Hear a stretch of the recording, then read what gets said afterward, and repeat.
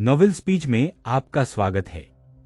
दोस्तों, आज हम शुरू कर रहे हैं एक नई वेब नोवेल की कहानी, radiant blade of the wilderness. Chapter 1 की वेकिंग फ्रॉम अ ड्रीम। कहानी की शुरुआत बहुत ही रहस्यमयी तरीके से होती है। अंधेरा चारों तरफ घना और खोखला है, ठंडी हवा हड्डियों तक चीर रही है, छायाएं घूम रही हैं। अचानक एक चमकती बिजली जैसी रोशनी आती है जो हरी भूरी दिखती है। फिर एक तेज चिड़िया की आवाज आती है, स्क्री। ये आवाज डिंग सोंग्यान को झकझोर कर जगा देती है। वो हैरान है, कहाँ हूं मैं, ये क्या सपना है।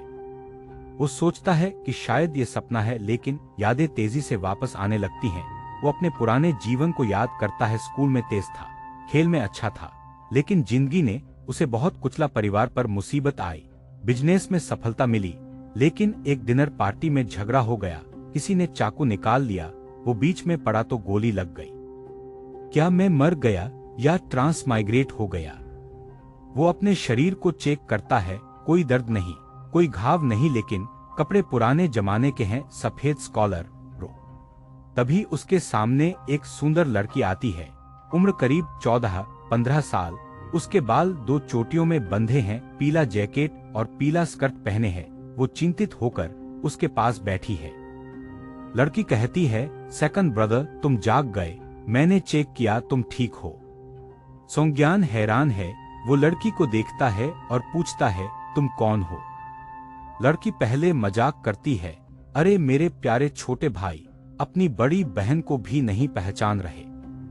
लेकिन जब सोंग्यान गंभीर होकर कहता है कि उसे कुछ याद नहीं है, तो लड़की घबरा जाती है। वो कहती है, मैं तुम्हारी छोटी बहन डिंग किंग्यान हूँ, हमारा सरनेम डिंग है, तुम्हारा नाम डिंग सोंग्यन है। सोंग्यान अभी भी शक में है। वो पूछता है, तुम सच में मेरी बहन हो? मैं कैसे मान लूं? किंग्यान कहती है, अगर विश्वास नहीं तो चलो यामेन, सरकारी दफ्तर चलते हैं, पिता क्लर्क हैं, सब जानते हैं, पड़ोस वाले भी जानते हैं। सोंग्यान देखता है कि लड़की घबरा रही है और सच बोल रही लगती है। वो थोड़ा विश्वास करता है और कहता है, ठीक है, मैं मानता हूँ।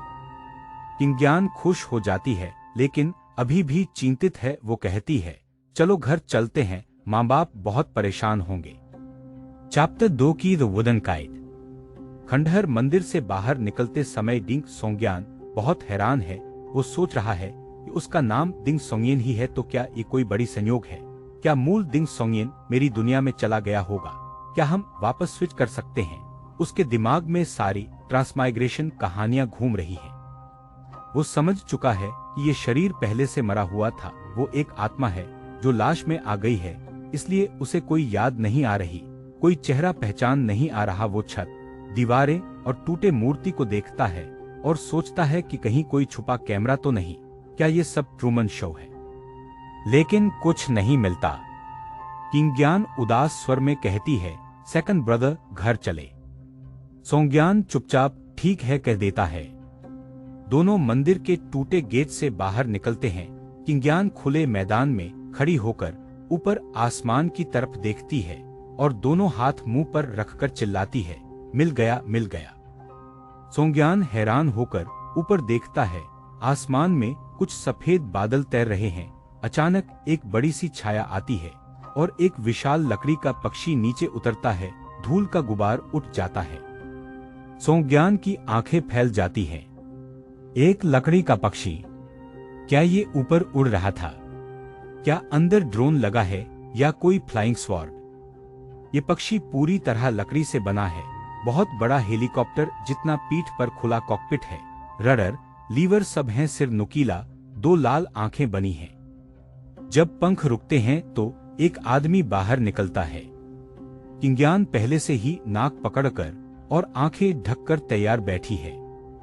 वो सोंग्यान की तरफ देखकर कहती है, ये एक परिवार का लकड़ी का उड़ने वाला वाहन है जिसे जिग्योरन लोग बनाते हैं। जंगहेंग नाम का ये व्यक्ति 3 आंखों वाला है, बीच में एक अतिरिक्त आंख भौं के बीच बंद है। उसके नीचे का शरीर सिर्फ एक टांग वाला है, इसलिए वो कूद कूद कर चलता है। कमर पर चाकू, हथौड़ा और कई औजार लटके हैं। चेहरा सुनहरा भूरा है। वो किंग्यान को देखकर मुस्कुराता है, लिटिल सिस्टर किंग्यन, तुमने सेकंड ब्रदर को ढूंढ लिया। क्या मैं तुम दोनों को लकड़ी के वाहन से घर ले चलूं? सोंज्ञान मन ही मन सोचता है, नहीं भाई, ये सुरक्षित नहीं लगता। किंग्यान सिर हिलाकर मना कर देती है। सूरज ढल रहा है। वो कहती है, भाई जंगहेंग, शुक्रिया, घर पास है, हम पैदल चल लेंगे, बस तुम पिता, माँ और बड़े भाई को बता दो कि सेकंड ब्रदर मिल गया है। जंगहेंग खुश होकर वाहन पर चढ़ जाता है, लीवर खींचता है और उड़ जाता है। धूल बैठने के बाद सोंज्ञान किंग्यान से पूछता है, तुम भी नहीं चढ़ती? किंग्यान शर्माती हुई कहती है, तुम सच में सब भूल गए हो? शहर में अफवाह थी कि परिवार के ये वाहन तकनीकी रूप से ठीक हैं, लेकिन बहुत अनिश्चित हैं कि माँ भी इसी से गिरकर मर गई थी। फिर वो बताती है कि जंगहेंग ने कहा था कि ये अफवाह सेडान चेयर वालों ने फैलाई है, उसकी माँ की मौत पानी में गिरने से हुई थी। सेकंड ब्रदर, क्या तुम सोचते हो कि मैं इसमें चढ़ूंगी? सोंज्ञान ठंडा पसीना पोंछता है, जो था भी नहीं, और कहता है, जंगहेंग के नसों में स्टील भरा है। किंग्यान अपनी सफेद घूंघट वाली टोपी सिर पर रख लेती है। दोनों शहर की तरफ पैदल चलने लगते हैं। रास्ते में घोड़े तलवारबाज गुजरते हैं। शहर की दीवारें पास आती हैं। दूर नदी दिख रही है, पानी के पहिए घूम रहे हैं, धुआं उठ रहा है। शहर के बीच में एक लकड़ी और पत्थर की ऊंची टावर है। अचानक टावर से 3 गहरी ढोल की आवाजें आती हैं, बूम बूम बूम। सोंज्ञान चौंक जाता है। फिर टावर से आग का एक तीर निकलता है, जो सांप की तरह शहर में कहीं गिर जाता है। किंग्यान कहती है, ये अंकल यी और उनके नान सन शूटिंग आरोज हैं। सोंज्ञान पूछता है तो किंग्यान बताती है, अंकल यी लिंजियांग काउंटी के मार्शल हैं। उनके मार्शल आर्ट्स प्राचीन आचई से आए हैं, जिन्होंने 9 सूर्यों को मारा था। आजकल वो वॉच टावर पर ड्यूटी पर हैं। हर शहर में ऐसे वॉच टावर होते हैं। काउंटी ऑफिस, प्रीफेक्चर और ब्राइटनेस सेक्ट के एक्सपर्ट बारी बारी से वहां रहते हैं। शहर के अंदर मार्शल फाइट और बाहर से आने वाले खतरे पर नजर रखते हैं। सोंज्ञान सोचता है, ये तो मानव निगरानी नहीं, मार्शल निगरानी नेटवर्क है। वो काउंटी मार्शल का तीर देखकर हैरान है। Chapter 3 the Ding family. Qingyan व्यस्त सड़क पर आगे नहीं बढ़ी। उसने अपने भाई दिंग सोंगियन की आस्तीन पकड़ी और उसे एक साइड गली में घुमा लिया। ठीक उसी समय सामने से एक ग्रुप आ रहा था, पुरुष और महिलाएं, सब काले फिटिंग कपड़ों में। उनके बाएं कप पर चांदी का तारा चमक रहा था और दाएं तरफ नारंगी रंग की मोमबत्ती की लौ। वे तेजी से गुजर गए। हवा हल्के से हिल रही थी, जैसे पानी की सतह पर लह। दिंग सोंगियन उस ग्रुप को जाते हुए देखता रह गया। दिंग किंग्यान ने होंठ भींच लिए और बोली, ये ब्राइटनेस सेक्ट के लोग हैं। शायद वो जगह जा रहे हैं जहां अभी मार्शल आर्ट्स फैलेशन हुआ है। दिंग सोंगियन ने सोचते हुए पूछा, सेक्ट्स भी इस तरह की चीजें संभालते हैं? दिंग किंग्यान हल्के से हंसी और बोली, हाँ, याओक्योंग डिनेस्टी से ऐसा ही चल रहा है। इस राजवंश के संस्थापक सम्राट ने सभी बड़े सेक्ट्स के साथ जेड स्क्रोल कवेनेंट किया था। इसके तहत बड़े ऑर्थोडॉक्स सेक्ट और नोबल क्लान्स को ग्रेन टैक्सेस कम करने, जेलों की निगरानी करने और शहर की गश्त में मदद करने का अधिकार मिला है। दिंजियांग प्रीफेक्चर और उत्तर के 3 काउंटी ब्राइटनेस सेक्ट के अधिकार क्षेत्र में आते हैं। दूसरे भाई, तुमने ही मुझे ये सब बताया था अपनी स्टोरी टेलिंग लेसन्स के बाद। इतना कहते कहते दिंग किंग्यान को अचानक याद आया कि उसका भाई अभी सब कुछ भूल चुका है। उसकी आवाज रुक गई। दिंग सोंगियन ने पूछा, स्टोरी टेलिंग लेसन से इतनी जानकारी मिलती है? वो खुद सोच रहा था, अरे मेरा प्रोफेशन स्टोरी टेलर है, मैं तो कुछ भी याद नहीं कर पा रहा हूँ, पावर पॉइंट तो नहीं दे सकता ना। दिंग किंग्यान ने हल्का सिर हिलाया और आगे बढ़ते हुए बताया, स्टोरी टेलिंग की 4 मुख्य शैलियां हैं। हिस्टोरिकल अकाउंट्स, जांघू की कहानियां, लेजेंड्स और क्रिमिनल कोर्ट केसेस। तुम हिस्टोरिकल स्टोरी टेलिंग सीख रहे थे, यानी प्राचीन इतिहास की कहानियां। दिंग किंग्यान ने उसे एक नजर देखा और बोली, दूसरे भाई, हम उन मार्शल आर्टिस्ट्स को उकसा नहीं सकते थे, लेकिन ये अभी सबसे खतरनाक नहीं है। असली खतरनाक लोगों को एक नजर में पहचान सकते हो। दिंग सोंगियन हल्के स्वर में पूछने लगा, एक नजर में? क्या उनके चेहरे पर लिखा होता है मैं मास्टर हूं? दिंग किंगयन मुस्कुराई। नहीं, कभी डांगकांग टेम्पल के बाहर स्टोरीटेलर्स को सुनना, वहां पता चल जाएगा। ज्यादातर मार्शल आर्टिस्ट एम्पर जुओंगसू के पहले के डिवाइन बीइंग्स और स्ट्रेंज क्रीचर्स से जुड़े हैं। गहरी कल्टीवेशन करने पर शरीर बदलने लगता है। किसी के कान बाघ जैसे हो जाते हैं, किसी के शरीर पर सुनहरे पंख निकल आते हैं, कोई नीली त्वचा वाला हो जाता है, किसी के सिर पर बैल के सींग निकलते हैं, कोई लोमड़ी की पूंछ वाला बन जाता है। अगर तुम्हें ऐसे इंसान दिखें तो समझ लो वो या तो अलग रेस हैं या फिर सच्चे मास्टर। दिंग सोंगयन चुपचाप सुन रहा था। एम्पर जुओंगसू, एम्पर शन, ये दुनिया भी हमारे पुराने मिथकों से जुड़ी हुई लगती है। फिर दिंग किंगयन ने सोचते हुए कहा, ब्राइटनाइट सेक्ट की आर्ट्स में खास बदलाव नहीं दिखते। कहा जाता है उनकी आर्ट्स दो देवियों ब्राइटनाइट और कांडललाइट से आई हैं, जो एम्पर शन की बेटियां थीं, इसलिए वे आम लोगों जैसे ही दिखते हैं। हाँ, डबल प्यूपल्स। पिता ने एक बार बताया था कि उन्होंने एक ब्राइटनाइट सेक्ट मास्टर को 2 पुतलियों वाला देखा था। थोड़ी देर बाद वे एक गली में पहुंचे जहां खाना पकाने का धुआं उठ रहा था। पड़ोसी कुएं के पास खड़े थे और चिल्लाए। दिंग सोंगयन वापस आ गया। कहाँ गायब था? माँ बाप तुझे ढूंढ रहे थे। किसी लड़की के साथ भाग गया था क्या? दिंग किंगयन ने अस्पष्ट जवाब दिया और भाई को खींचते हुए भीड़ पार करके गली के अंत में अपने घर पहुंच गई। उसने कमर से चाबी निकाली, ताला खोला और लकड़ी के दरवाजे अंदर की तरफ धकेले। भाई को अंदर भेजकर दरवाजा आधा बंद किया और राहत की सांस ली। दिंग सोंगयन ने चारों तरफ देखा। साधारण सा आंगन, बाईं तरफ इमली का पेड़, लकड़ी के खंभे पर रस्सियां बंधी हुई, कपड़े सूख रहे थे। दाईं तरफ लकड़ी की झोपड़ी में कोयला और लकड़ी रखी थी। सामने मुख्य भवन, दोनों तरफ साइड रूम। मुख्य कमरे में मेज पर 4 सब्जियां और चावल का बर्तन रखा था। दिंग सोंगयन ने एक पॉलिश किए हुए कांस्य दर्पण में खुद को देखा। चांद जैसे सफेद विद्वान का वस्त्र, नीले कपड़े से बाल बंधे हुए, साधारण लेकिन साफ सुथरा चेहरा। दिंग किंगयन ने अपना घूंघट हटाया। मेज के पास गोल स्टूल पर बैठ गई, थोड़ी हाथ पर टिकाए शांत नजरों से भाई को देख रही थी। दिंग सोंगयन ने बात शुरू की, लेकिन दिंग किंगयन पहले बोल पड़ी। पिता का नाम दिंग शेंगी है, माँ का लियू यूजो, एल्डेस्ट ब्रदर का नाम बुल दिंग है। इन्हें मत भूलना, वे दुखी हो जाएंगे। दिंग सोंगयन हैरान था। बुल दिंग नाम तो बाकी लोगों से मैच नहीं कर रहा। दिंग किंगयन ने धीरे से कहा, भले ही तुम सब भूल गए हो, लेकिन अगर उनके नाम याद रहें तो उन्हें थोड़ी तसल्ली मिलेगी। तभी आधा बंद दरवाजा खुला। एक महिला और पुरुष अंदर आए। महिला घरेलू औरतों जैसे कपड़े पहने थी, नजरें नरम लेकिन ठंडी। उम्र लगभग 34-35 दिख रही थी। पुरुष 40 के आसपास, साधारण विद्वान जैसा। दिंग किंगयन तुरंत खड़ी हो गई और दौड़कर बोली, माँ, पिता, सेकंड ब्रदर ने सब कुछ भूल लिया है। फिर तुरंत जोड़ा, लेकिन आपके नाम अभी भी याद हैं। लियू यूजो तेजी से आगे बढ़ी।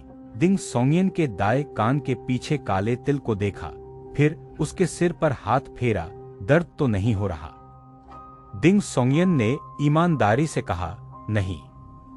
दिंग शेंगी ने चारों तरफ घूमकर देखा और बताया कि 6 महीने पहले वे दिंगजियांग प्रीफेक्चर आए थे, माँ की बहन के परिवार के सहारे।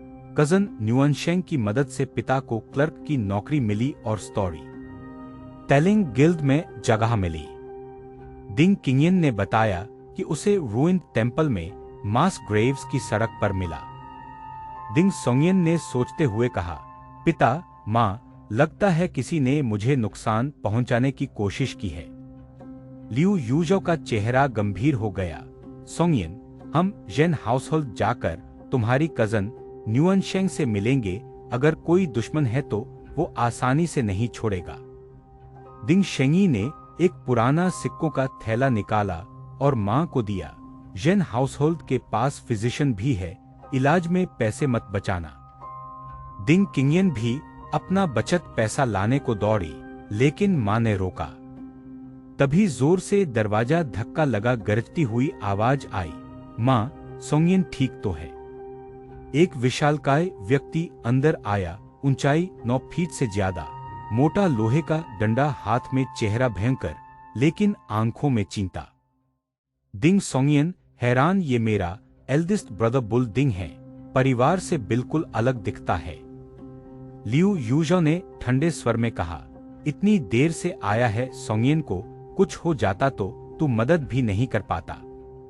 बुल तुरंत सीधा खड़ा हो गया, फिर मां ने आदेश दिया, कुछ हथियार ले ले और सोंगियन व मुझे जेन हाउसहोल्ड तक छोड़कर आ। बुल खुश होकर बोला, जी मां, और लोहे का भारी डंडा उठा लिया जैसे खिलौना हो।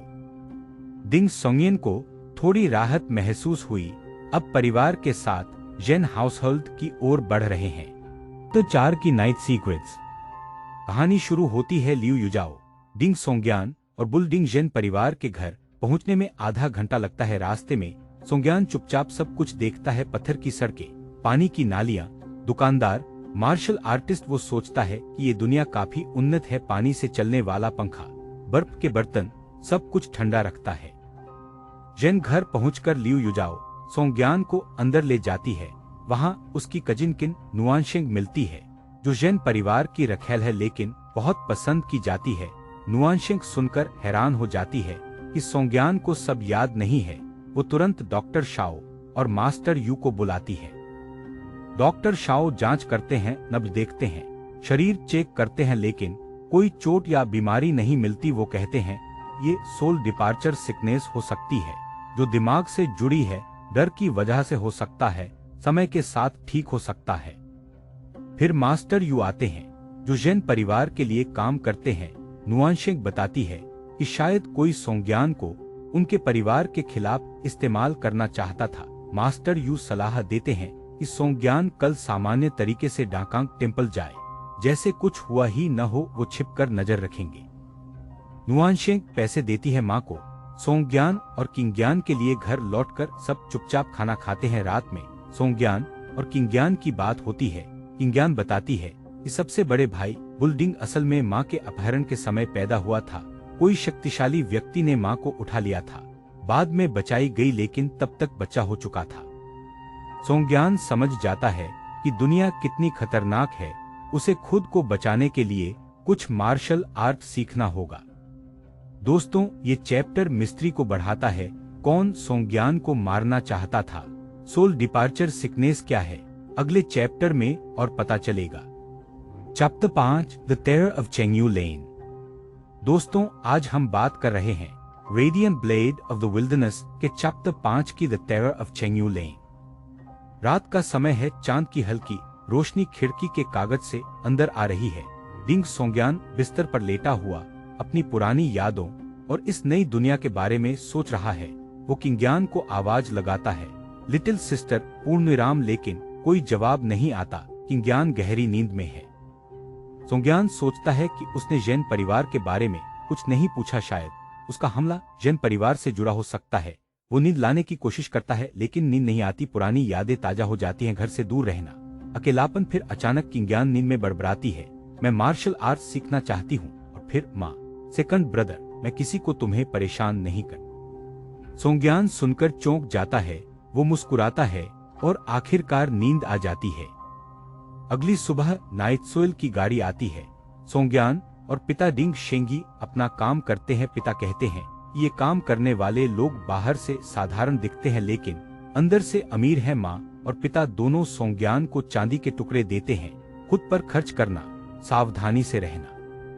बड़ा भाई बुल डिंग भी मदद करने को कहता है। फिर किंगियान आती है, वो अपने बचाए हुए पैसे देती है, कुछ चांदी और तांबे के सिक्के। वो कहती है ये बहन नुआनशेंग के दिए हैं और तुम्हारे पुराने कमाए हुए हैं। किंगियान मुंह फुलाती है और कहती है मैं चेंगयू लेन की टेरर हूँ, यहाँ कोई मुझे परेशान नहीं कर सकता। सोंगियान हंसता है। किंगियान उसे याद दिलाती है कि बाहर जाते समय रजंगहेंग के लिए गिफ्ट लेना। फिर जू चांगन नाम का लड़का आता है। किंगियान बताती है कि ये उसका दोस्त है, लेकिन चोर भी है, लेकिन तुम्हारे साथ चोरी नहीं करेगा। जू चांगन के साथ सोंगियान डाकांग टेम्पल की तरफ जाता है। रास्ते में वो पिछले दिन के बारे में पूछताछ करता है। बाजार बहुत भीड़भाड़ वाला है, फल, सब्जी, हथियार, जादूगर, नाचने वाले, जुआ सब कुछ आखिर में वे एक स्टोरी टेलर के पास रुकते हैं जो जियांगहू की कहानी सुना रहा है, सु यूनजंग की तलवार की कहानी। इसके चैप्टर 6 ग्रेट जाओ के साथ आगे बढ़ रहे हैं। पिछली कहानी में डिंग सोंग्यान बाजार में घूम रहा था, कहानियां सुन रहा था और दुनिया के बारे में जानकारी जुटा रहा था। अब ये चैप्टर शुरू होता है। स्टोरी टेलर अपनी कहानी जारी रखता है। वो बताता है कि सेलेस्टियल मेदन सेक्ट में पुरुष शिष्य भी हो सकते हैं। सेलेस्टियल मेदन शब्द सिर्फ उनकी कलाओं की उत्पत्ति से जुड़ा है, न कि सिर्फ महिलाओं से। ये सेक्ट इंपीरियल डॉटर सेक्ट से अलग है। सु यूनझांग के बारे में बताते हुए वो कहता है कि वो एक मार्शल आर्ट्स फैमिली से है। उसकी आंटी सु लियोडान थी जो जियांगहू की ब्यूटी थी। फिर स्टोरी टेलर जियांगहू की सुंदरियों और हीरोज की रैंकिंग की बात करता है। लोग इन लिस्ट पर बहस करते हैं, झगड़े होते हैं, खून भी बहता है। वो बताता है कि इंपीरियल कोर्ट साउथ में शिफ्ट हो चुका है। पिछले 200 सालों में सिर्फ 2 महिलाएं ऐसी रही हैं जिन्हें पूरे जियांगहू ने ब्यूटी माना, एक तो सु लियोडान और दूसरी Feng Yining of the 5 sense. Feng Yining बचपन में फीनिक्स एक खा चुकी थी। 16 साल की उम्र तक वो धर्मा रियल्म पहुंच चुकी थी और ग्रैंड मास्टर रैंक हासिल कर चुकी थी। उसने बहुत से हीरोज को अपने पीछे लगा लिया था। फिर स्टोरी टेलर अपनी कहानी खत्म करता है। डिंग सोंग्यान कुछ कॉपर कोइंस ट्रे में डालता है। उसके बाद शू चांगान आता है और डिंग सोंग्यान से पूछता है, भाई डिंग, क्या तुम सोचते हो कि मैं भी एक महान चोर बन सकता हूँ? डिंग सोंग्यान उसे सीधा खड़ा होने को कहता है और फ्लैटरी के साथ उसका मनोबल बढ़ाता है। डिंग सोंग्यान फिर हिस्टोरिकल स्टोरी टेलर के पास जाता है। वहां वो portraits of the peerless beauties of the Jianghu और outstanding heroes of the Jianghu जैसी किताबें देखता है। बुकसेलर बताता है कि असली पेंटिंग्स फ्लेम कैपिटल में मास्टर शियाओझांग के पास हैं। Ding Songyan bright night sect में शामिल होने के बारे में सोच रहा होता है। वो जानकारी लेने की कोशिश करता है। बुकसेलर डरते हुए बताता है कि कुछ मास्टर्स अभी डिंगजियांग प्रीफेक्चर में ही हैं। फिर डिंग सोंग्यान और शू चांगान सुनते हैं कि ये जगह ग्रेट जाओ कहलाती है, जिसे माउंटेन्स एंड सीज रेल्म भी कहते हैं। कहानी में ग्रेट जाओ की हिस्ट्री बताई जाती है। इंपीरियल फैमिली, अलग अलग नेशंस जैसे जू, गान, फेंग आदि। मार्शल आर्ट्स की दुनिया में ऑर्थोडॉक्स और हेरेटिकल पाथ हैं। ग्रेट झाओ में कई बड़े सेक्ट हैं, 6 सेक्ट्स, 4 स्कूल्स, 2 क्लान्स आदि। ब्राइटनेस सेक्ट की बात भी होती है, जो पहले बहुत पावरफुल था लेकिन अब कमजोर हो गया है। डिंग सोंग्यान सब सुनकर सोच रहा होता है। तभी वो अचानक एक हेडलेस व्यक्ति को देखता है, क्लान ऑफ जिंगशन का सदस्य। शू चांगान बताता है कि ये वशु कैवेलरी का लेफ्टिनेंट है जो किंग की तरफ से आया है। डिंग सोंग्यान सोचता है कि जिंगशन मार्शल आर्ट्स बहुत इंटरेस्टिंग है और वो उससे संपर्क बनाने का प्लान बनाता है। चैप्टर 7 डिंग सोंग्यान ने एक कदम आगे बढ़ा ही था कि उसकी नजर भीड़ में एक आदमी पर पड़ी। वो करीब 30 साल का था, सिर पर गंदा कपड़ा बांधे, चेहरा पीला पड़ा हुआ, नाक का निचला हिस्सा लाल और दागदार शराबी और गंदे लुक वाला आदमी उसे ऐसे घूर रहा था जैसे कोई अजीबोगरीब जानवर देख लिया हो। जैसे ही उनकी आंखें मिली, वो आदमी तुरंत मुड़ा और भीड़ में गायब हो गया। डिंग सोंग्यान ने पीछा करने के बारे में सोचा, लेकिन फिर रुक गया। उसने मन ही मन सोचा कि मास्टर यू को शायद पहले ही इसकी खबर हो चुकी होगी। शू चांगान ने पूछा, क्या देख रहे हो भाई? डिंग सोंग्यान ने सहज स्वर में जवाब दिया, लगता है कोई पॉकेट चोर था। उसका पहला पर्स पहले ही चोरी हो चुका था, जो कई महीनों की मेहनत से बचाकर खरीदा गया था। दोनों दूसरे स्टोरी टेलर की तरफ बढ़ गए। वहां पहले से ही भारी भीड़ जमा थी। अचानक शू चांगान ने डिंग सोंग्यान को कोहनी से इशारा किया। वो लड़की 16-17 साल की लड़की थी। उसने सादी सफेद जैकेट और हरे किनारे वाली प्लेटेड स्कर्ट पहनी हुई थी। उसके लंबे बाल खुले हुए कंधों पर लहरा रहे थे। बालों में एक छोटा जेड का फूल लगा हुआ था। त्वचा क्रीम जैसी सफेद, आंखें साफ और तेज, नाक सीधी और थोड़ी नुकीली। वो बिना किसी घूंघट या शर्म के सीधे खड़ी थी। चारों तरफ से लोग उसे घूर रहे थे। शू चांगान उत्साहित होकर फुसफुसाया, भाई डिंग, क्या बात है, इतनी कम उम्र में इतनी खूबसूरत, कुछ साल बाद तो पूरा राज्य हिला देगी। हालांकि सिस्टर किंग्यान से अभी थोड़ी छोटी लग रही है। लड़की ने कहानी सुनने के बाद स्टोरी टेलर को चांदी का स्लैब थमा दिया। डिंग सोंग्यान मन ही मन सोच रहा था, ये लड़की किसी शक्तिशाली परिवार से लगती है, फिर भी बिना किसी गार्ड के अकेली घूम रही है, ये सामान्य बात नहीं है। शू चांगान उसकी तरफ बढ़ने लगा तो डिंग सोंग्यान ने तुरंत उसका कंधा पकड़ लिया। मत जाना, डिंग सोंग्यान ने बहुत धीमी लेकिन गंभीर आवाज में कहा। उसके पास जाना ठीक नहीं है, चाहे उसी बड़े परिवार की है या खुद बहुत ताकतवर है या फिर उसकी नौकरानी ही कोई खतरनाक व्यक्ति हो सकती है।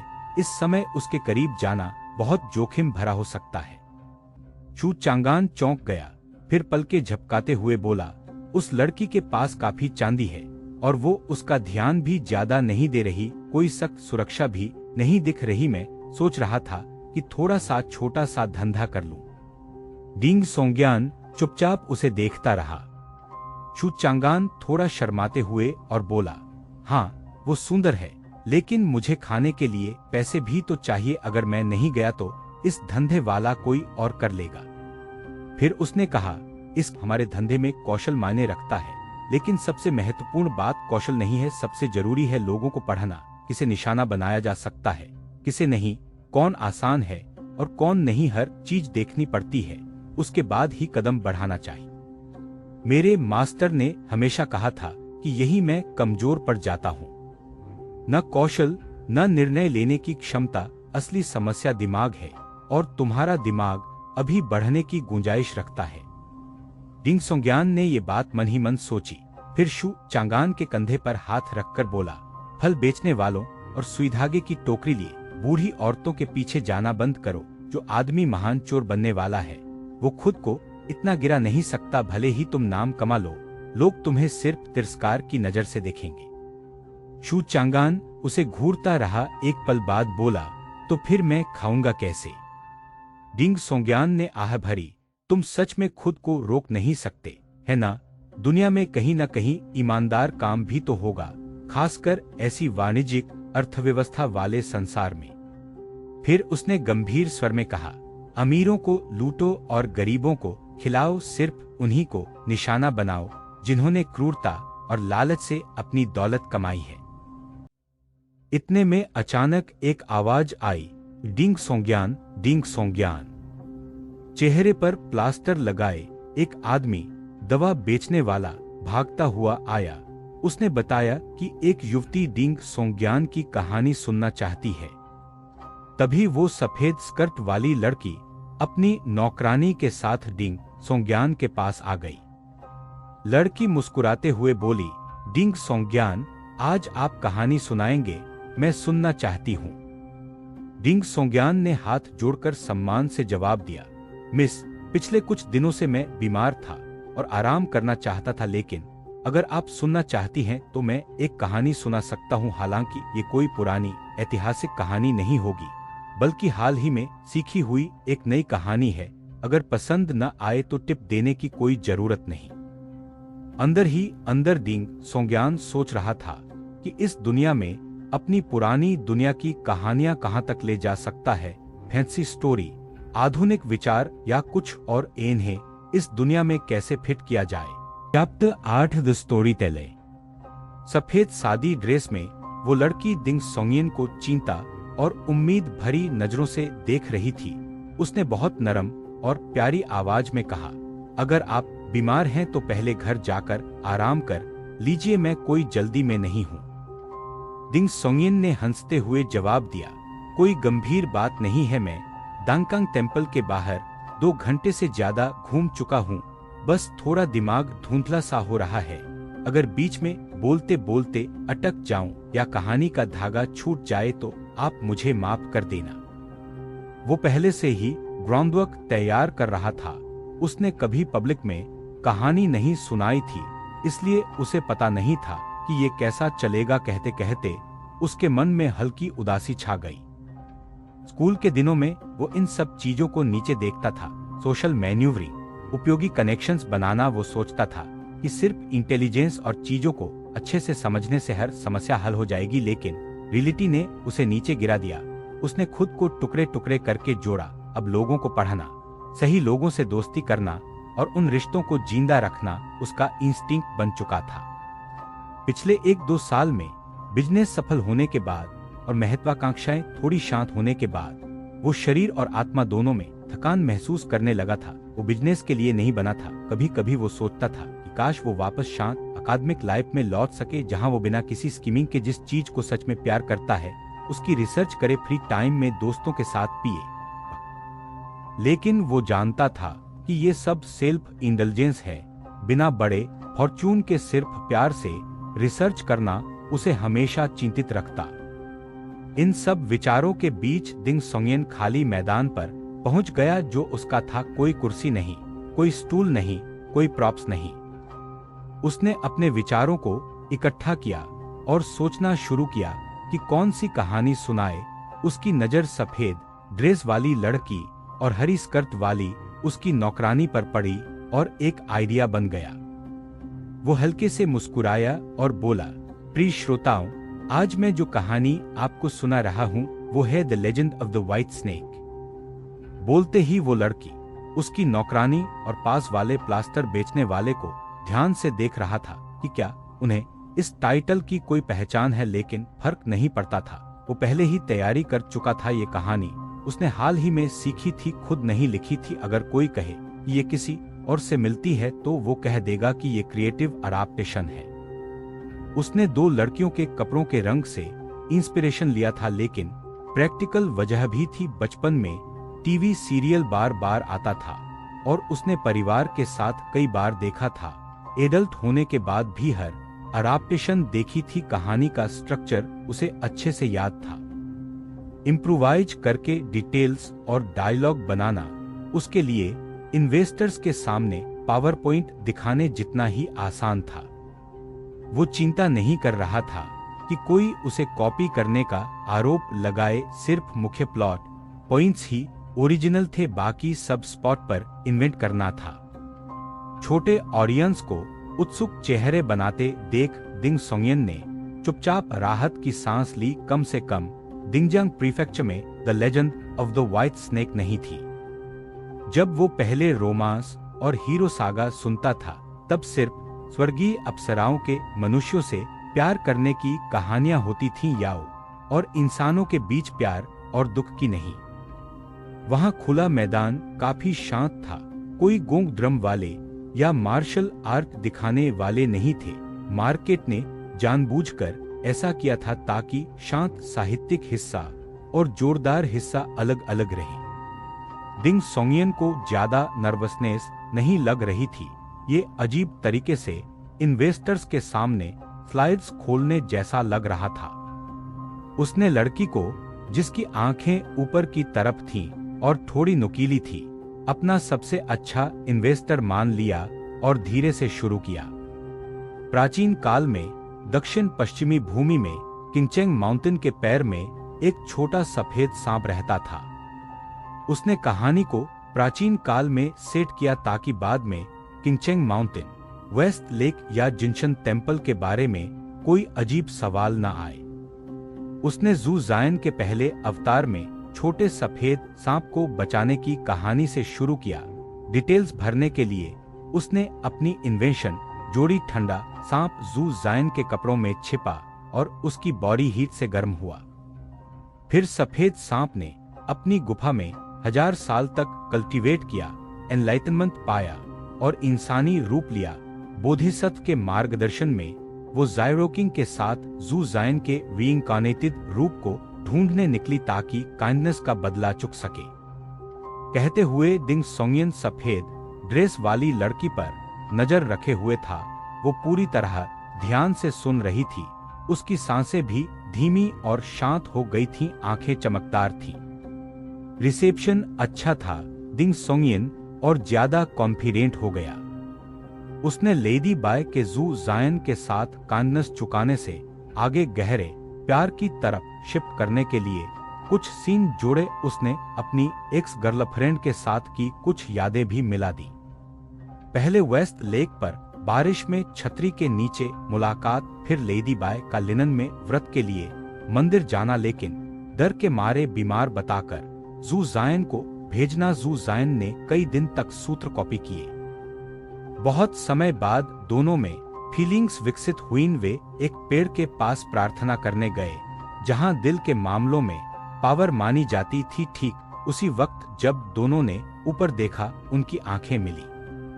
दिंग सोंगियन ने यहीं रोक दिया। अगर वो एक दिन में पूरी कहानी खत्म कर देता तो लड़की अगले दिन वापस नहीं आती। कम से कम एक हफ्ता, बेहतर 2 हफ्ते रोज मिलते रहना जरूरी था। फिर उसने फाहे को इंट्रोड्यूस किए। फिर सफेद सांप ने अपनी गुफा में 1000 साल तक कल्टीवेट किया, एनलाइटनमेंट पाया और इंसानी रूप लिया। बोधिसत्व के मार्गदर्शन में वो जायरोकिंग के साथ जू जायन के रीइंकार्नेटेड रूप को ढूंढने निकली, ताकि काइंडनेस का बदला चुक सके। कहते हुए दिंग सोंगियन सफेद ड्रेस वाली लड़की पर नजर रखे हुए था। वो पूरी तरह ध्यान से सुन रही थी। उसकी सांसें भी धीमी और शांत हो गई थीं, आंखें चमकदार थीं। रिसेप्शन अच्छा था। दिंग सोंगियन और ज्यादा कॉन्फिडेंट हो गया। उसने लेडी बाय के जू जायन के साथ काइंडनेस चुकाने से आगे गहरे प्यार की तरफ शिफ्ट करने के लिए कुछ सीन जोड़े। उसने अपनी एक्स गर्लफ्रेंड के साथ की कुछ यादें भी मिला दी। पहले वेस्ट लेक पर बारिश में छतरी के नीचे मुलाकात, फिर लेडी बाय का लिनन में व्रत के लिए मंदिर जाना, लेकिन डर के मारे बीमार बताकर जू जायन को भेजना। जू जायन ने कई दिन तक सूत्र कॉपी किए। बहुत समय बाद दोनों में फीलिंग्स विकसित हुई। वे एक पेड़ के पास प्रार्थना करने गए, जहां दिल के मामलों में पावर मानी जाती थी। ठीक उसी वक्त जब दोनों ने ऊपर देखा, उनकी आंखें मिली। दिंग सोंगियन ने यहीं रोक दिया। अगर वो एक दिन में पूरी कहानी खत्म कर देता तो लड़की अगले दिन वापस नहीं आती। कम से कम एक हफ्ता, बेहतर 2 हफ्ते रोज मिलते रहना जरूरी था।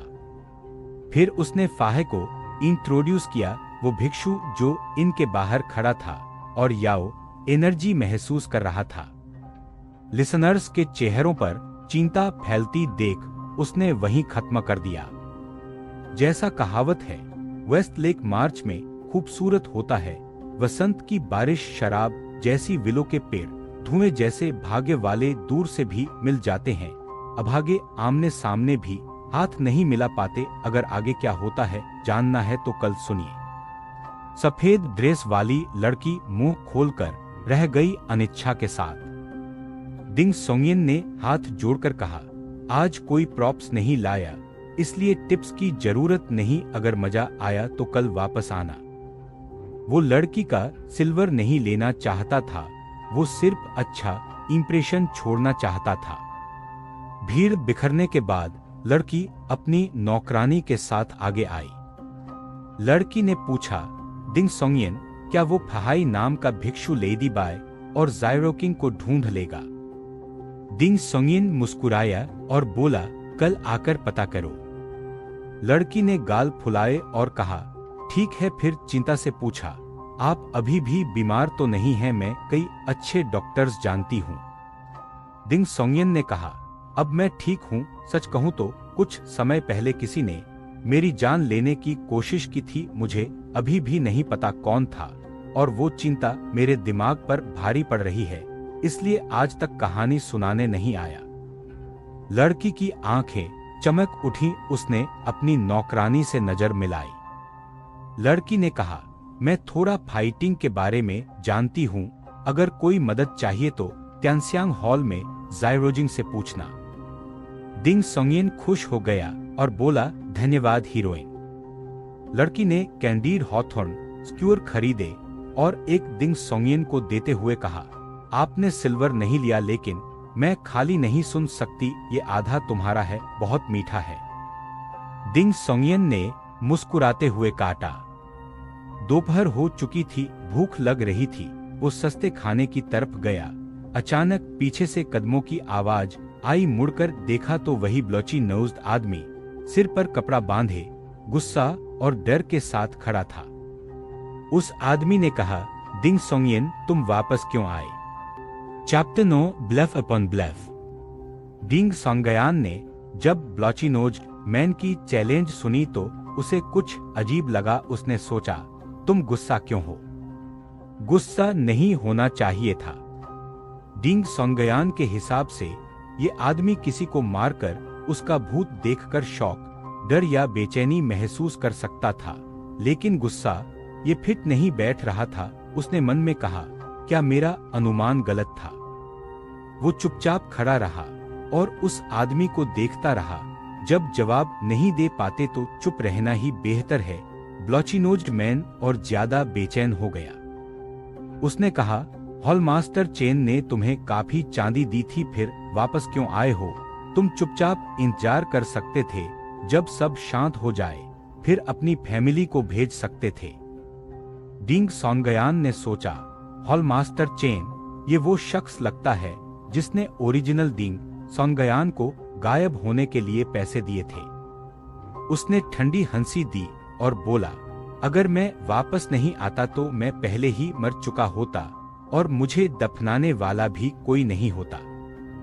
ब्लॉचिनोज्ड मैन ने झटके से कहा, हॉलमास्टर चेन कभी तुम्हें मारते ही नहीं। वो चुप। उसकी आवाज धीमी पड़ गई। उसका कॉन्फिडेंस खत्म होता जा रहा था। फिर उसने विषय बदल दिया और डिंग सोंगयान से पूछा, अगर हॉलमास्टर चेन ने तुम्हें नुकसान पहुंचाने की कोशिश की तो तुमने अथॉरिटी को क्यों नहीं बताया? डिंग सोंगयान ने मुस्कुराते हुए जवाब दिया, हाँ, सच में मैंने रिपोर्ट क्यों नहीं की? ब्लॉचिनोज्ड मैन काफी देर तक चुप रहा, फिर बोला, तुम बच गए हो। नाम बदलकर कहीं दूर चले जाते तो अच्छा था। मौत ढूंढने वापस क्यों आए?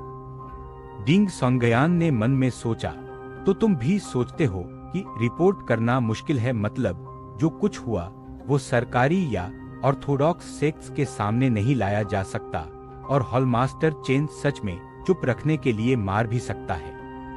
उसने ठंडी हंसी दी और कहा, मैं वापस आया क्योंकि मेरे पास एक भी सिक्का नहीं है और कहां जाता? ब्लॉचिनोज्ड मैन लगभग बोलने की हालत में नहीं रहा। उसने आगे कहा, तुम ताकतवर हो, कहानियां सुना सकते हो, कहीं भी खाना मिल जाएगा, फिर सबको अपने साथ क्यों खींच रहे हो? क्या तुम सच में सोचते हो कि हॉलमास्टर चेन दोबारा कुछ नहीं करेगा? क्या तुम अपनी पूरी जिंदगी वॉच टावर के नीचे खड़े रहोगे? देखो डिंग सोंगयान, मैं कुछ और चांदी जुटा लेता हूँ, बस डिंगजियांग प्रीफेक्चर छोड़ दो। डिंग सोंगयान ने विषय बदला और पूछा, तुमने हॉलमास्टर चेन को अभी देखा है? उसने क्या कहा? ब्लॉचिनोज्ड मैन का स्वर धमकी भरा हो गया। हॉलमास्टर चेन को पहले से पता है कि तुम वापस आ गए हो, फिर भी भाग क्यों नहीं रहे? वो मुझे तुम्हें देखने भेजा क्योंकि तुम्हारा बर्ताव अजीब लग रहा है। न भागे, न उसके पास गए। वो समझ नहीं पा रहा कि तुम क्या कर रहे हो। डिंग सोंगयान ने मन में सोचा, समझ गया।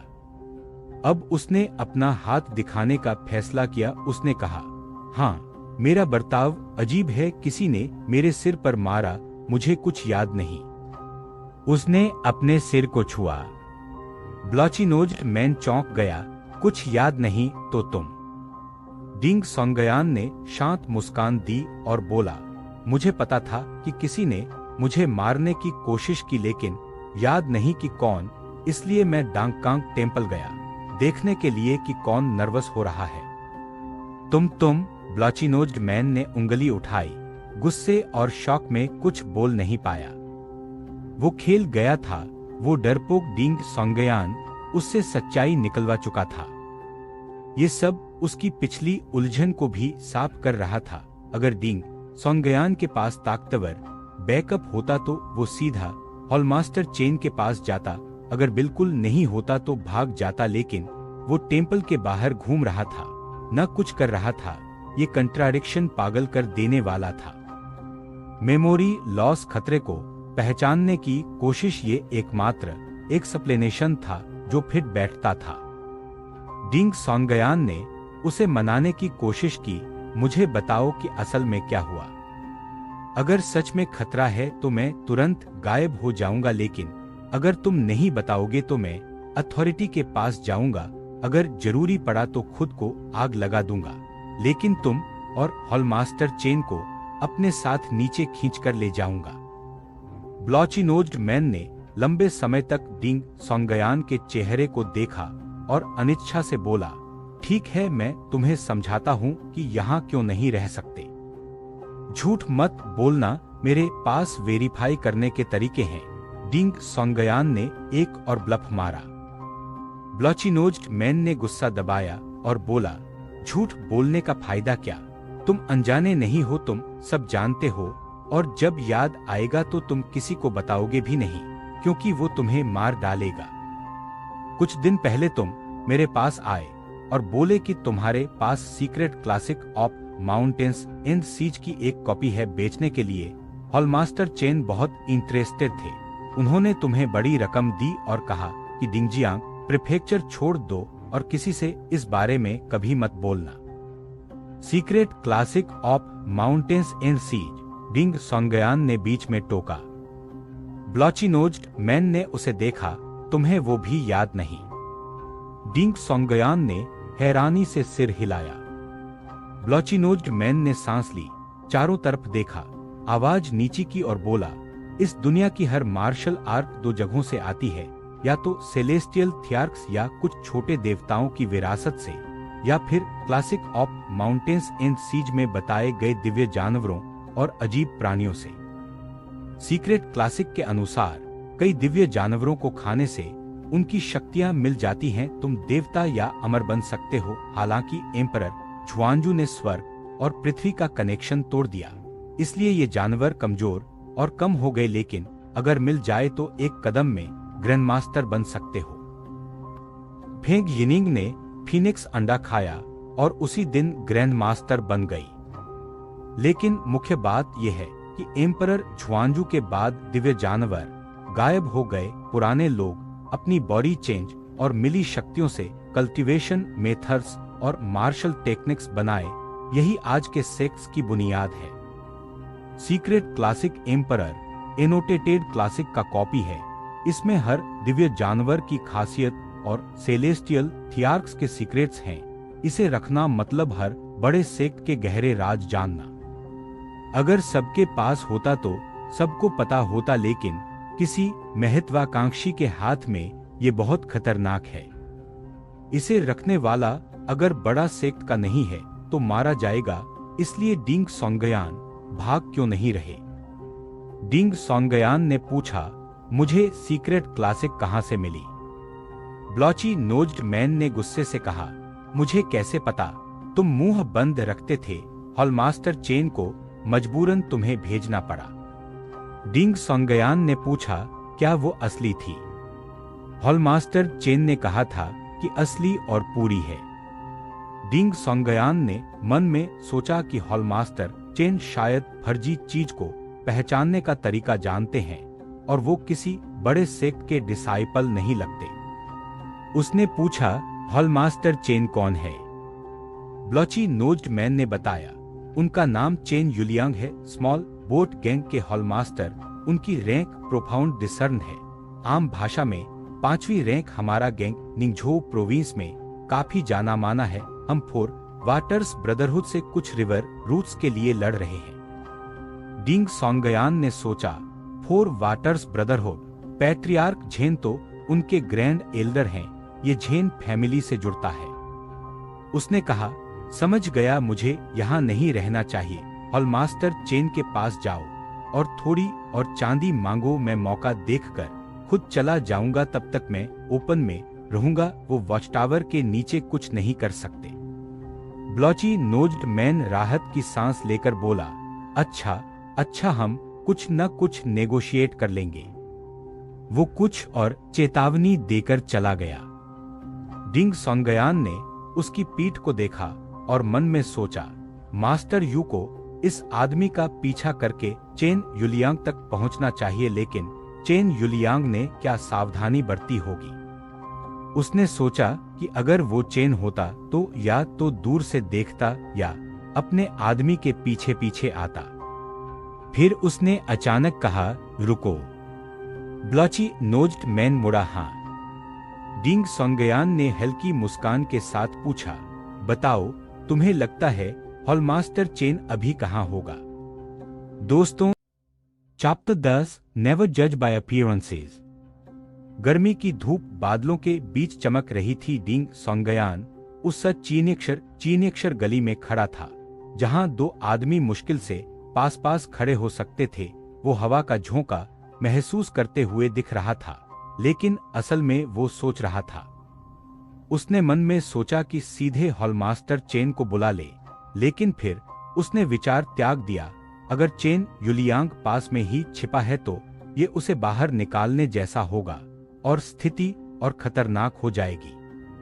इसलिए उसने सामान्य बातचीत के लहजे में पूछा, बताओ, तुम्हें लगता है हॉलमास्टर चेन अभी कहाँ होगा? ब्लॉची नोज्ड मैन हैरान हो गया। उसने जवाब दिया, हमारे स्मॉल बोट गैंग के हेडक्वार्टर में ही। वैसे तो। डिंग सोंगयान ने दूसरा सवाल किया, हॉलमास्टर चेन कौन सी मार्शल आर्ट प्रैक्टिस करते हैं? ब्लॉची नोज्ड मैन बोला, ये तो सब जानते हैं, ब्लैक टर्टल आर्ट। तुम क्यों पूछ रहे हो? डिंग सोंगयान ने और पूछा, क्या हॉलमास्टर चेन दूर की आवाजें सुन सकते हैं या देख सकते हैं? ब्लॉची नोज्ड मैन ने पलकें झपकाईं और बोला, हॉलमास्टर चेन 200 फीट दूर तक हल्की आवाजें सुन सकते हैं। जैसे ही उसने ये कहा, उसे खुद भी एहसास हो गया। उसका चेहरा बदल गया। उसी पल डिंग सोंगयान ने गली के मुंह की तरफ से हल्की सी हलचल सुनी, जैसे कोई तेजी से गुजरा हो। फिर मास्टर यू अचानक प्रकट हुए। वो काले कपड़े और टोपी में थे। उनकी शक्ल हवा में एक भूत की तरह चमकती हुई निकली। ब्लॉची नोज्ड मैन चौंक गया। इतनी तेजी! वो पूरी तरह मुड़ भी नहीं पाया था कि गली के दूसरे छोर की तरफ भागने लगा। डिंग सोंगयान ने देखा कि वो आदमी मार्शल आर्ट का इस्तेमाल नहीं कर रहा था। उसने अपना लाठी फेंक दी और पीछा किया। ब्लॉची नोज्ड मैन तेजी से भागा। वो गली के मुंह पर पहुंचा और एक बड़े पेड़ की तरफ मुड़ने लगा, जिसकी घनी छाया थी। अचानक पेड़ के पीछे से दो गहरे कांसे जैसे हाथ निकले। उन्होंने ब्लॉची नोज्ड मैन के कंधों को पकड़ा और उसे अंधेरे में खींच लिया। डिंग सोंगयान ने कुछ नहीं देखा था। वो पास पहुंचा ही था कि उसे भारी धमाका सुनाई दिया। फिर हड्डी टूटने की आवाज आई।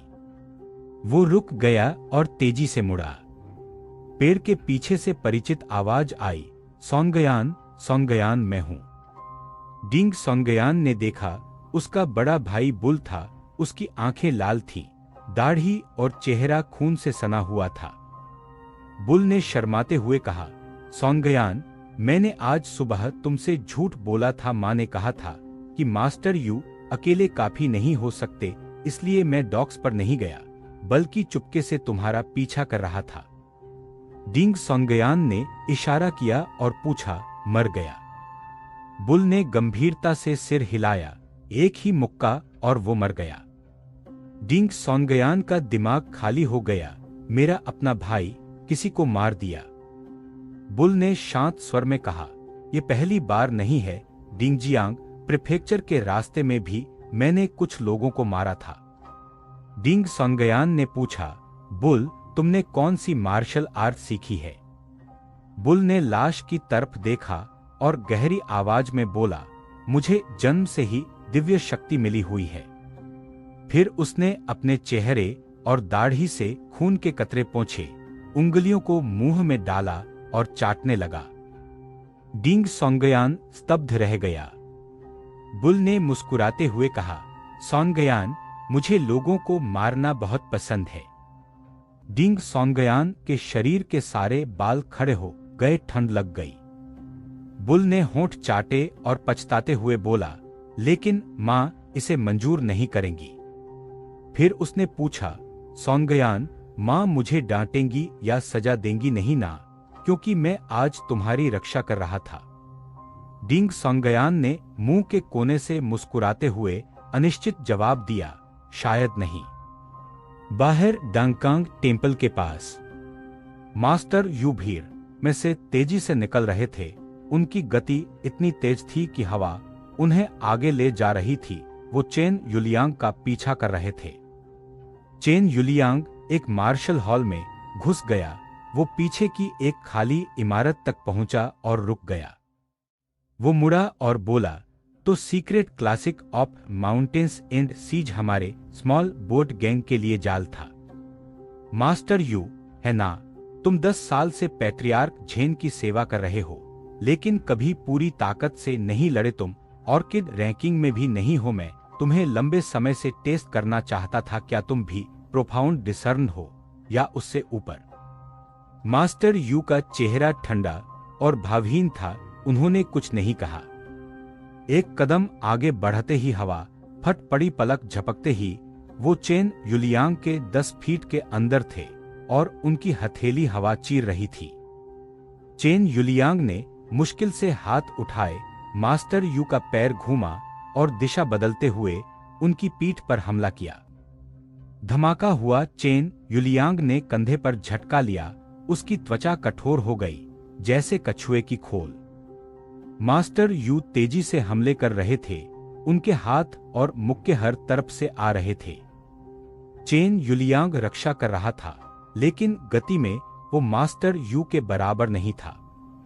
अंत में मास्टर यू की हथेली चेन युलियांग की गर्दन पर पड़ी। गर्दन लचीली हो गई और हाथ फंस गया। चेन युलियांग ने मुस्कुराते हुए मुक्का मारा। मास्टर यू का हाथ आगे बढ़ा। हवा ठोस हो गई। तेज हवा के झोंके चेन युलियांग के चेहरे पर पड़े। खून छूटा। चेन युलियांग की आंखें अंधी हो गईं। उसके दिमाग में सिर्फ एक बात घूम रही थी, 7 आर्ट्स ऑफ विन साइज्योर। चैप्टर 11 है कमिंग फुल सर्कल। चेन युलियांग की आंखों में जलन और पूरी अंधेरी अंधकार ने उसे पैनिक में डाल दिया। उसने सिर थोड़ा झुकाया और सिर्फ आवाज से मास्टर यू को ढूंढने की कोशिश की। लेकिन मास्टर यू की सबसे बड़ी ताकत उनके फुटवर्क और हवा का तेज झोंका था। चेन युलियांग के कानों में सिर्फ हवा की गरज सुनाई दे रही थी। अंधेरे में संघर्ष करते हुए उसने पूछा, secret classic of mountains and seas कहाँ है? मास्टर यू की ठंडी आवाज आई, मैं खुद ढूंढ लूंगा। चेन युलियांग को उम्मीद जगी। वो सोचा कि ये बातचीत में इस्तेमाल करके नेगोशिएट कर सकता है।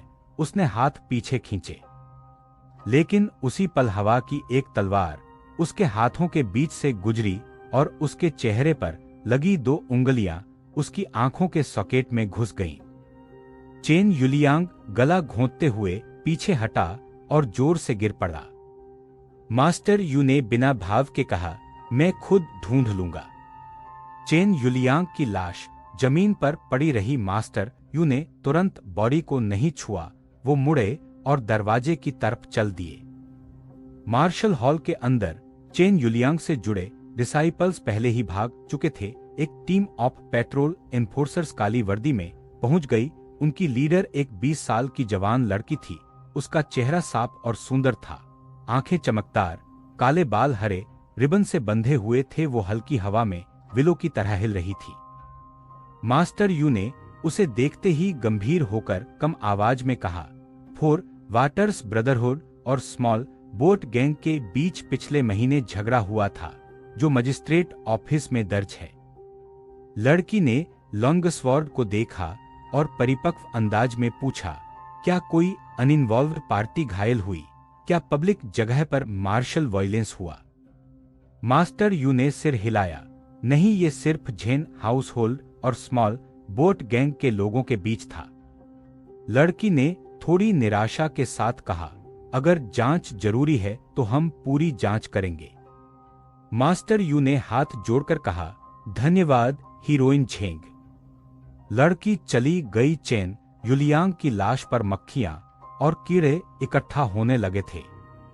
गली के अंधेरे कोने में पेड़ और दीवार के बीच बुल ने अच्छे स्वभाव से मुस्कुराते हुए कहा, सोंगयान, तुम परिवार में सबसे अच्छे हो जो मेरे साथ अच्छे से पेश आते हो। डिंग सोंगयान ने विषय बदल दिया, हमारी छोटी बहन तुम्हारे साथ अच्छी नहीं है क्या? बुल थोड़ा रुका और बोला, वो मुझसे थोड़ा डरती है। डिंग सोंगयान ने मन में सोचा, तो मैं छोटा। उसने लाश को देखा और पूछा, बुल तुम इस बॉडी का क्या करोगे? बुल चुप हो गया। डिंग सोंगयान ने सोचा, मैंने सोचा था तुम इसमें एक्सपीरियंस्ड हो। तभी हवा में मास्टर यू की आवाज आई, अपने हाल पर छोड़ दो, फोर वाटर्स ब्रदरहुड बॉडी संभाल लेगा। डिंग सोंगयान ने राहत की सांस ली। Zhen estate cold water pavilion में मास्टर यू ने एक पुरानी किताब एक बूढ़े आदमी को सौंपी। वो पैट्रियार्क झेन कियानफान थे। पैट्रियार्क झेन ने किताब खोली, देखा और मुस्कुराए। ये वाकई वो सीक्रेट क्लासिक है जो एस्टेट से गायब हुई थी। मास्टर यू ने बताया, ये चेन युलियांग के कपड़ों में छिपी थी। पैट्रियार्क झेन ने हंसते हुए कहा, 9 महीने पहले गायब हुई और अब वापस आ गई, क्या संयोग है? उन्होंने पूछा। डिंग फैमिली का दूसरा बेटा सच में याद नहीं रख पा रहा कि उसे ये किताब कहां से मिली। मास्टर यू ने ईमानदारी से कहा, उसकी मेमोरी सच में लॉस्ट है। पैट्रियार्क झेन ने आंखें बंद की और पूछा, किन नुआनशेंग हाउस होल्ड में कब आई? झेन कियानवांग ने जवाब दिया, 2 साल पहले। पैट्रियार्क ने आगे पूछा, डिंग फैमिली डिंगजियांग में कितने समय से है? मास्टर यू ने जवाब दिया, सिर्फ 7 महीने। पैट्रियार्क झेन ने सोचा और निर्देश दिए, स्मॉल बोट गैंग के तेजी से बढ़ने के पीछे कोई बड़ा सपोर्ट है, जांच करो। डिंग सोंगयान चेंग्यू लेन लौट आया। उसने दरवाजा खटखटाया। डिंग कियान्यान ने पूछा, कौन है? डिंग सोंगयान मुस्कुराया, तुम्हारा दूसरा भाई। कियान्यान ने खुशी से दरवाजा खोला, भाई जल्दी वापस आ गए, सब ठीक तो है? डिंग सोंगयान ने दरवाजा बंद किया और बहन को सब कुछ रफ्ता रफ्ता बताया। उसने सीक्रेट क्लासिक को सिर्फ बहुत पैसे वाली चीज बताया और बुल के द्वारा किसी को मारने का जिक्र नहीं किया। कियान्यान की आंखें चमक उठी, वो उत्साहित होकर घूमने लगी। हमें सेलिब्रेट करना चाहिए। पिता के ऑफ होने पर पियोनी हाउस से क्रिस्पी डक मंगवाएंगे। डिंग सोंगयान ने पूछा, घर में कागज और ब्रश है? वो अपनी स्टोरी लिखने वाला था। उसने चेस्ट खोली और किताबें देखीं। अचानक उसकी नजर एक मैन्युस्क्रिप्ट पर पड़ी। फेली द टू-टेल्ड स्नेक। इसका सेवन करने का परिणाम, कीड़े कोड़े शांत, आत्मा मजबूत, 100 बीमारियां दूर। डिंग सोंगयान का चेहरा फ्रीज हो गया। ये secret classic of mountains and seas ही तो है। दोस्तों, अगला चैप्टर आने वाले समय में रिलीज होगा। जैसे ही नया चैप्टर आएगा हम तुरंत उसकी पूरी एक्सप्लेनेशन वीडियो बनाकर लाएंगे। तो चैनल को सब्सक्राइब कर लो और बेल आइकन दबा दो ताकि नोटिफिकेशन मिल जाए। अगर आपको ये वीडियो पसंद आई तो लाइक जरूर करना। कमेंट में बताना कि आपको सबसे ज्यादा कौन सा ब्लफ पसंद आया और शेयर भी कर देना। मिलते हैं अगले चैप्टर की वीडियो में, तब तक अपना ख्याल रखना। धन्यवाद।